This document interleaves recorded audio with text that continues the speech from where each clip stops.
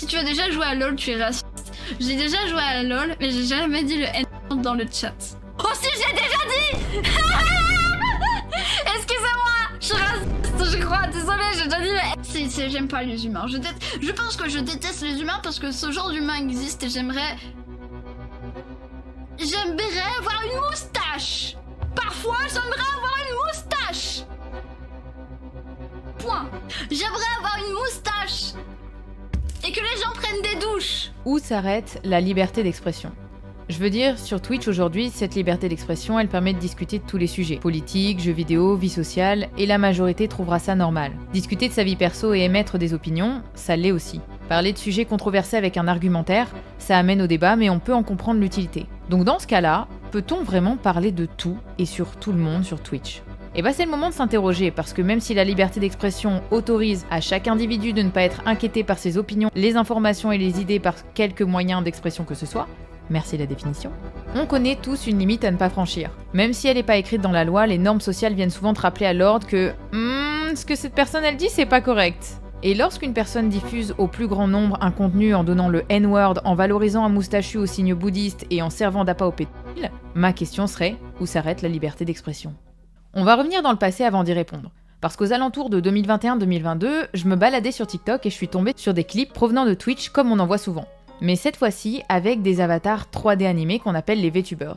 Si vous passez du temps sur Twitch ou TikTok, il est possible que vous en ayez déjà croisé sans le savoir, et pourtant ils occupent une forte partie du Twitch game de par leurs avatars 3D colorés, souvent associés avec des animaux et qui permettent de garder un certain degré d'anonymat. Et c'est comme ça que je suis tombée à cette époque sur les TikTok d'une VTubeuse française appelée Riri Miaou. Son contenu c'était principalement des réactions à des trends ou des clips repris de son travail sur Twitch.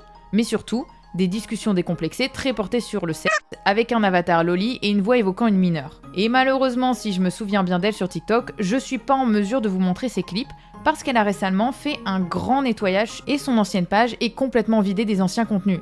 Et ça n'est pas pour rien, vous pouvez vous en douter. Mais on va quand même parler de cette époque parce que le personnage a eu de nombreuses évolutions, et je ne vais pas parler que de son design. De manière générale, Riri Miaou, comme l'indique son pseudo, c'est souvent un avatar avec un design plutôt orienté chat. Elle commence Twitch en mars 2021 et selon sa page wiki, deviendra partenaire très vite, 7 mois après ses débuts. Et ça peut selon moi être expliqué par 3 choses. Premièrement, en 2022, elle a une personnalité attachante, plutôt mignonne, qui est très appréciée par sa communauté, avec laquelle elle discute beaucoup, puisque sa catégorie phare reste le just chatting.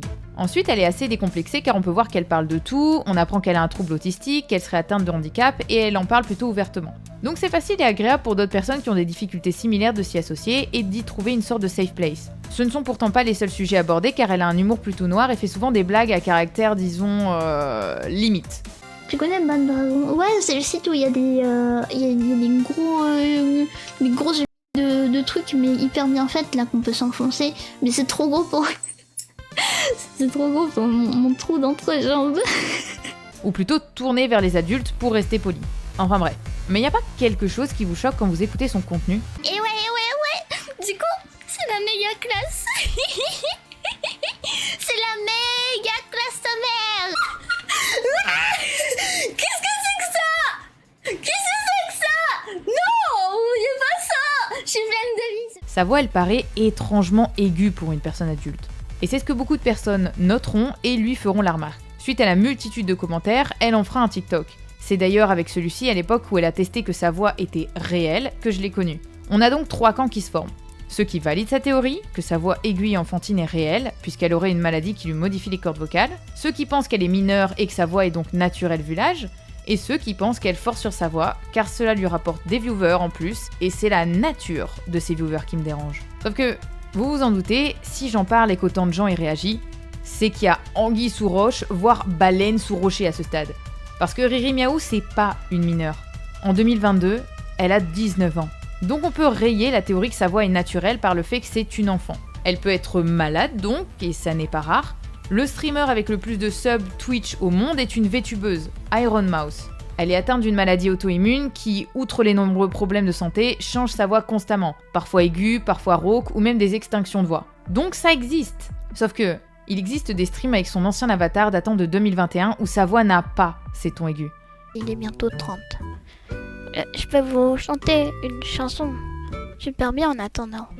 Ma manette fait tourner le jeu. J'ai un souci technique. J'ai si peur.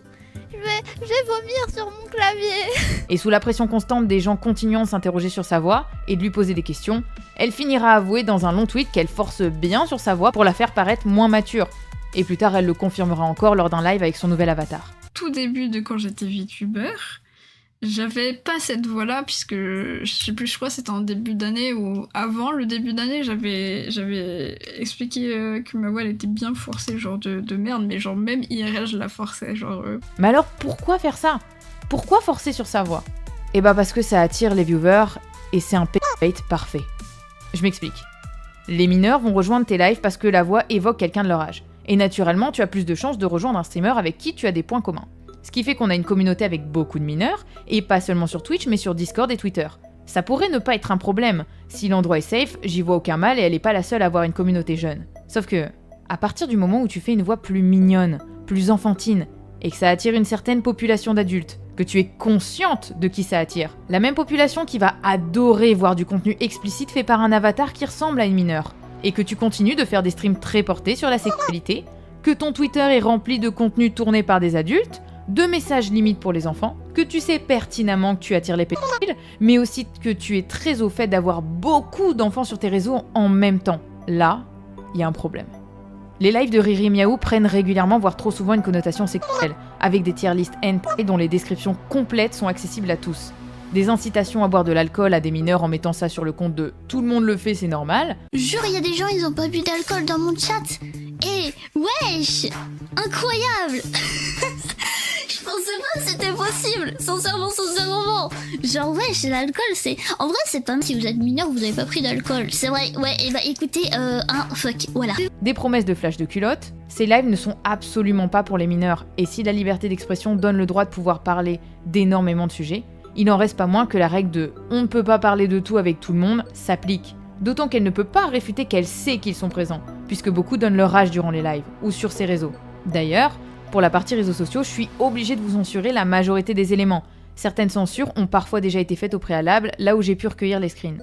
Sur son Discord, on peut y voir qu'elle retweet du contenu loli. Et si vous savez pas ce que c'est le loli, c'est tout simplement la représentation d'une jeune fille, fillette ou personnage en ayant l'apparence. On peut en retrouver principalement dans les productions artistiques japonaises. C'est un dérivé du mot lolicon, un terme qui désigne l'attirance pour les jeunes adolescentes qui n'ont pas encore achevé leur puberté, les lolitas, voire l'attirance pour les fillettes qui ne l'ont pas encore atteinte. Si au Japon c'est autorisé, le lolicon est fréquemment rapporté à la pédophilie et c'est pourquoi aux USA, en Afrique du Sud, aux Pays-Bas ou en France, pour ne citer que quelques pays, c'est interdit. Des personnes ont auparavant été condamnées pour diffusion et détention de lolicon en France. Et en regardant l'avatar de Riri Miaou, vous l'avez compris, c'est une loli. Et si elle pouvait rester dans cette catégorie sans basculer dans le lolicon, ça pourrait être acceptable. Sauf qu'elle va vraiment faire tout le contraire. Sur son Twitter, elle repostera massivement du contenu explicite, aura énormément de tweets par rapport au sexe, au lolicon et ses fétiches, incitant à l'interaction, tout cela au vu et au su de sa communauté mineure. Je vous parle même pas du Discord où les images disponibles sont réellement affreuses. Pourtant, on pourrait se dire que sur les règles de son Discord, il est bien dit qu'on ne peut pas publier du Not Safe for Work. Et dans les guidelines, même de Discord, les images ayant une connotation doivent être mises sur des canaux plus 18. Ça n'empêchera pas Riri Miaou et les autres de ne pas suivre cette règle. Elle se justifiera en disant que les filles à petite poitrine ne sont pas forcément des mineurs et qu'on ne sait pas l'âge que les personnages ont sur ces fanarts. Pourtant, c'est facilement réfutable en réalité lorsqu'on va chercher l'artiste de base qui stipule que le personnage a 8 ans. Elle ne cessera de sexualiser de plus en plus son personnage, que ce soit par le biais de fanart, de montage ou durant ses lives. D'ailleurs, il lui arrivera de faire des streams IRL et je me permets de ne pas vous montrer son visage parce qu'elle a exprimé le souhait de rester sur du VTubing uniquement par la suite. Mais pourquoi j'en parle ? Eh ben, c'est tout simplement parce que dans certains de ses clips, tout en ayant une voix enfantine, elle continue de jouer sur cette vibe d'enfant. J'ai pas l'air d'être au collège. Regardez ça. Wow. J'ai pas l'air d'être au collège. Regardez, mes genoux, ils arrivent au-dessus du lit. On est d'accord que c'est pas être petite, ça. Je triche pas, j'ai pas de talons dans mes chaussures avant de vous le dire. Je ne triche pas. On est d'accord. On passera au stade suivant lorsqu'elle créera pour la première fois un fanslide pour son personnage, décidant publiquement de créer du contenu Not Safe for Work. Je vous la fais courte, c'est l'équivalent d'OnlyFans, et ça devient de plus en plus difficile de séparer le contenu explicite de son personnage pour la communauté. Au fur et à mesure, la communauté des VTubers et de certains streamers s'insurgeront, et malheureusement dans les critiques constructives pour changer son contenu, certains en profiteront pour lancer une vague de harcèlement contre elle, notamment par des personnes via Telegram ou Twitter qui utiliseront ses photos IRL et s'emploieront à faire du revenge porn à son égard. Cependant, je tiens quand même à nuancer le propos du harcèlement. Évidemment, il est condamnable. Insulter, doxer et toute autre forme de harcèlement sont pénalisables et je ne remets pas en cause le fait qu'elle ait reçu beaucoup trop de messages de menaces, d'insultes gratuites qu'une personne n'a pas à subir. Par contre, je veux quand même mettre en lumière que dans l'eau, certains VTubers signalaient simplement son contenu pour protéger les mineurs, ou lui demander de faire 2 comptes séparés entre le contenu safe et celui explicite, et ça n'est pas du harcèlement. D'ailleurs, je tiens à préciser que vouloir créer du contenu explicite, ça n'est absolument pas un problème. Des streamers ou des artistes le font en permanence. Cependant, dans ce cas, et comme beaucoup, la solution pour Riri Miaou aurait été de séparer le safe for work du not safe for work. Parce que en 2022, on ne pouvait pas nier le fait que son contenu ait mis en danger des mineurs et les ait exposés à des images qu'ils n'auraient pas dû subir et voir puisque ça relevait de la pédocriminalité et qu'elle-même consommait du contenu pédopornographique. Dans tous les cas, s'il vous arrive d'être témoin de ce genre de choses, je vous invite à signaler le contenu mais ne pas aller harceler la personne. Dans toute la tourmente de voir son Discord révélé comme ayant des gros soucis avec la pédophilie, Riri Miaou augmentera la modération sur son serveur Discord pour rassurer ses viewers. Sauf qu'aux alentours de mai 2022, le propriétaire d'une boutique de création de Daki Makura, ses oreillers grandeur nature avec des personnages d'animé, call out Riri Miaou pour une arnaque et du vol. Celle-ci ne leur aurait pas renvoyé une thé d'oreiller et d'autres goodies qu'elle aurait reçus suite à un partenariat qui a été annulé de sa part. Et là vous me dites, mais pourquoi est-ce que tu nous parles de ça Matoux ? Et bah c'est parce que dans ce shop, il y avait la possibilité de récupérer des thés explicites, mais aussi à caractère pédophile. Dans ce cas-là, vous allez aussi me dire que c'est positif que Riri Miaou ait donc refusé ce partenariat. Sauf qu'en fait, non. Comme le souligne le propriétaire de la boutique lors de ses discussions pour le partenariat, Riri Miaou a vu l'entièreté des designs proposés, dont ceux posant problème, et a validé toutes les étapes de la collaboration, admirant même le style de l'artiste, faisant même des vocaux avec le propriétaire de la boutique avec ses modérateurs. Sauf que certains de ces modérateurs ont pointé du doigt à Riri Miaou le caractère évidemment pédophile de certains coussins, et voulant éviter un nouveau drama, a donc viré de bord, prétextant ne pas être au courant et a bloqué la boutique.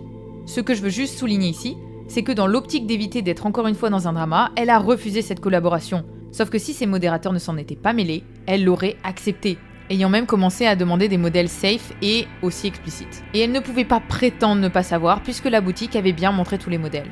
Maintenant, ça serait mentir de vous dire que ce que je m'apprête à vous lire est arrivé avant ou après le drama avec la boutique, donc je me permets de vous le préciser. Mais Riri Miaou a pris conscience de ses actes. Dans un long communiqué, elle s'est excusée, s'est expliquée sur ce qui l'a poussée à partager ce genre de contenu. Et honnêtement, je sais qu'on peut tous être influencés, surtout lorsqu'on est jeune et que de mauvaises personnes viennent dans notre entourage en faisant passer leurs actions criminelles pour quelque chose de normal. Tout n'est pas pardonné, évidemment. Elle a attesté qu'elle ne ferait plus de contenu explicite avec son personnage, ce qui signait son retour en tant que VTubeuse plus safe. Vous pensiez que la vidéo elle était finie ? Non. Parce que début 2024, pour fêter ses 3 ans sur Twitch, Riri Miaou a fait son retour avec un nouveau modèle VTuber, plus mature selon moi, et sa voix forcée a complètement disparu. Même si ses lives restent très trash, on ne peut que valider le fait qu'elle soit restée elle-même et qu'elle continue de partager un contenu ouvert avec sa communauté. C'est une bonne chose, non ?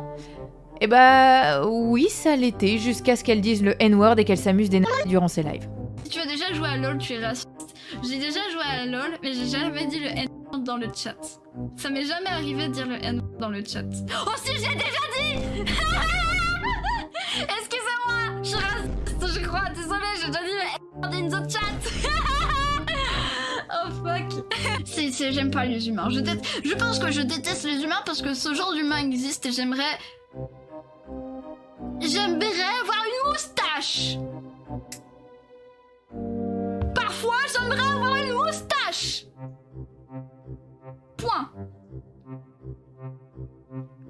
Que pour ce genre de personnes. J'aimerais avoir une moustache.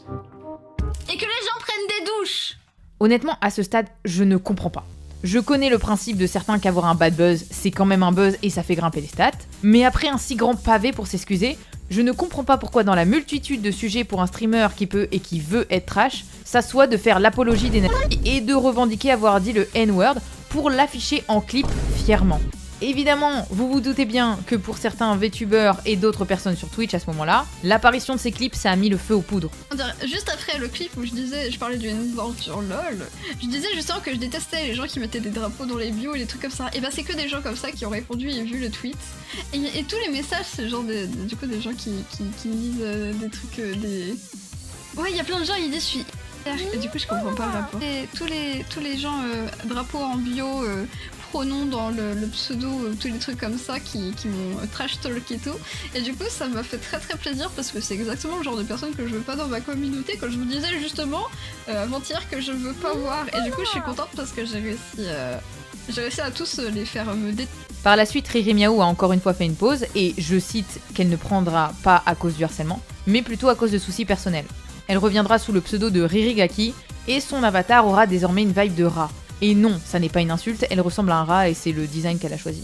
Le souci, même si on a eu certes une petite évolution du contenu publié sur Twitter, rien ne change. On retrouve tout de même ces kinks, des allusions sexuelles qui ne sont pas cachées avec une image de spoiler, ou même des tweets datant du 13 novembre 2024 où elle défend le lolicon, entre autres, ou se plaint qu'on la harcèle pour ses prises de parti, ou encore ce tweet où elle voit ses viewers comme des grands frères. Et vous vous doutez bien que la réponse de la communauté, elle va pas tarder, donc soit on a des mineurs, soit on a des adultes qui font des doubles sens, et si vous aviez quelques doutes, sachez que le gif vient de la série d'animé des Monogatari, le personnage principal a 17 ou 21 ans selon la série, et la jeune fille qu'il essaye d'embrasser, de tripoter ou de voir la culotte pendant tout l'épisode en a 11. Voilà. Et autant je suis contre le harcèlement, mais être raciste, homophobe, pédophile, ça n'est pas une opinion. C'est un délit jusqu'à preuve du contraire, et c'est normal, voire ça me rassure que des gens ont call out ce comportement. Valider le lolicon, faire l'apologie de l'homme moustachu et de se moquer d'une personne sur la base de sa couleur de peau, c'est et ça restera un délit. Et maintenant, c'est quoi la suite ?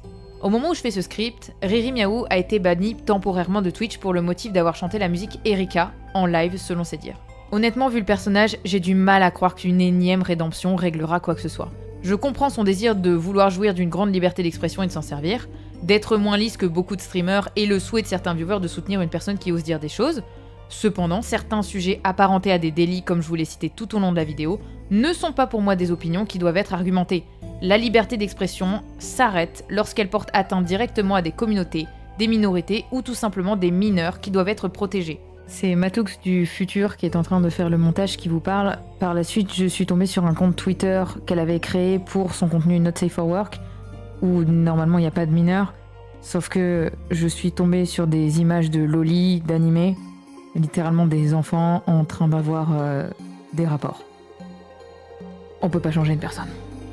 Pour ma part, je suis d'accord avec le bannissement de sa chaîne Twitch, je ne comprends juste pas le laxisme à l'égard de certaines règles, puisque beaucoup de choses qu'elle a pu dire ou faire s'y sont passées, et la plateforme n'avait pas réagi à ce moment-là alors que les limites avaient été dépassées. Je vous dirais donc de faire très attention aux personnes que vous pouvez suivre sur les réseaux et au contenu que vous consommez. Parce que moi-même, en découvrant certaines images qu'elle avait republiées, ça m'a mise profondément mal à l'aise, et pourtant, je suis une adulte. Cette fois-ci, c'est bien la fin de la vidéo, alors n'hésite pas à t'abonner et si tu as apprécié, à lâcher un petit pouce bleu.